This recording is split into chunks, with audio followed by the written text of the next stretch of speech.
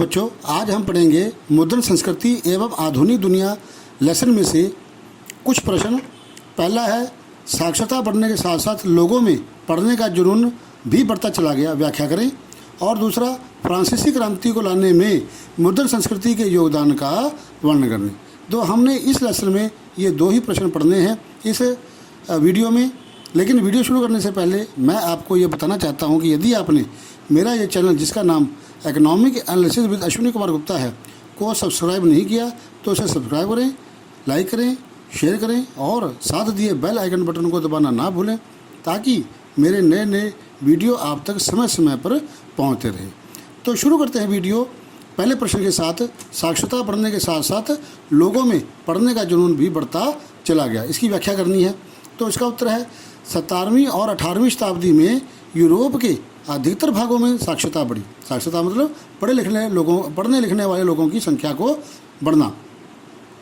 विभिन्न समुदायों के चर्चों में स्कूल स्थापित किए गए, किसानों कामगारों को शिक्षित किया जाने लगा। यूरोपीय देशों में साक्षरता व स्कूलों के प्रसार के साथ लोगों में बढ़ने का जुनून इतना बढ़ गया कि साक्षरता दर थी वो कितनी बढ़ गई, 60 से 80% तक पहुँच गई। इस जुनून के कारण निम्नलिखित साहित्य का प्रकाशन हुआ।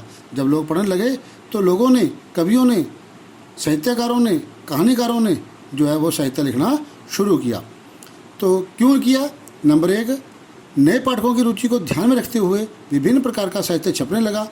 पुस्तक विक्रेताओं ने गांव-गांव में जाकर छोटी छोटी पुस्तकें बेचने के लिए फेरी वालों को काम पर लगा दिया। दूसरा आता है, ये पुस्तकें मुख्यतः पाठ्यांक के अतिरिक्त लोकगाथाओं, लोकगीतों की होती थी, लेकिन मनोरंजन प्रधान सामग्री भी जल्द ही लोगों को मिलने लगी। तीसरा आता है, 18वीं शताब्दी के आरंभ से पत्र पत्रिकाओं का प्रकाशन शुरू हुआ, जिसमें विभिन्न घटनाओं के साथ साथ मनोरंजन भी लोगों को मिलने लगा। अखबार व पत्रिकाओं में युद्ध व दूर देशों की खबरें भी होती थी। चौथा आता है, वैज्ञानिक व दार्शनिकों द्वारा छापे गए ग्रंथ व नक्शों जो है बड़ी मात्रा में छापे जाने लगे।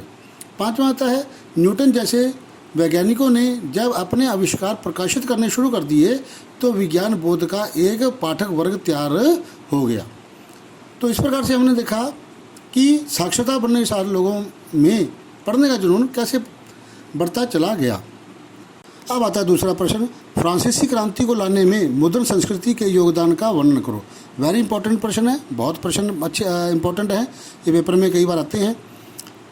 कुछ इतिहासकारों का मानना है कि मुद्रण संस्कृति ने फ्रांसीसी क्रांति के लिए जमीन तैयार की थी।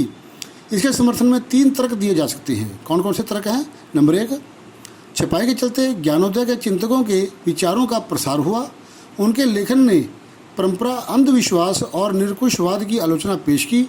उन्होंने रीति रिवाजों के स्थान पर बुद्धि के शासन पर बल दिया। उन्होंने चर्च की धार्मिक और राज्य की निरंकुश सत्ता पर चोट पहुंचाई। वाल्टियर और रूसो का बहुत बड़ा पाठक वर्ग था। उनके पाठक लोग संसार को तार्किक दृष्टिकोण से देखने लग गए थे।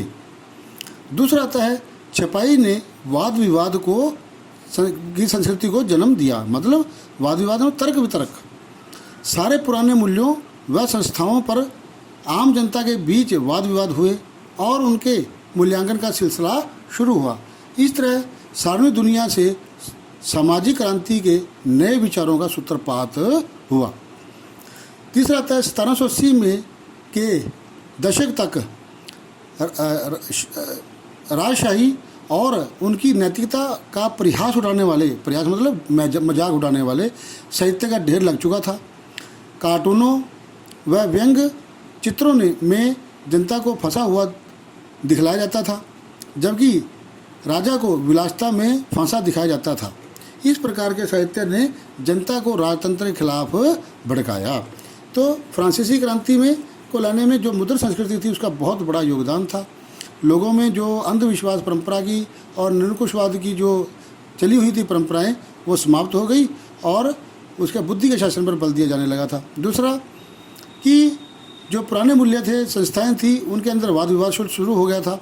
तीसरा, जो राजसत्ता थी, राजतंत्र था, उसके खिलाफ लोगों में जागरूकता दिखाई जाती थी, जिस कारण से लोग राजतंत्र के खिलाफ हो गए थे।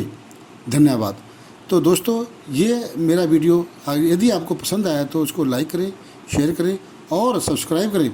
यदि मेरे इस चैनल को सब्सक्राइब नहीं किया तो जल्द से जल्द सब्सक्राइब करें, लाइक करें, शेयर करें और साथ दिए बेल आइकन बटन को दबाना ना भूलें, ताकि मेरे नए नए नोटिफिकेशंस आप तक पहुंचते रहें। धन्यवाद।